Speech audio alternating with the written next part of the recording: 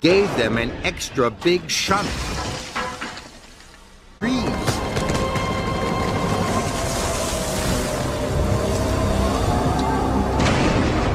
It ripped off roofs and flattened fences.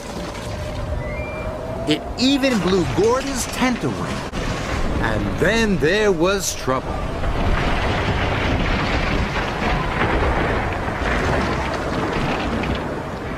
Thomas paused an extra hard shunt. Paint cans flew into the air and splattered down all over Thomas. A bump.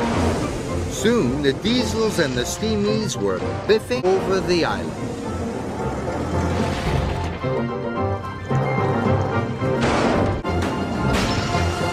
Suddenly they started to come off the track.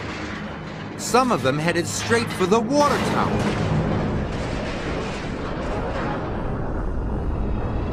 The water tower creaked and wobbled. Then it started to tip.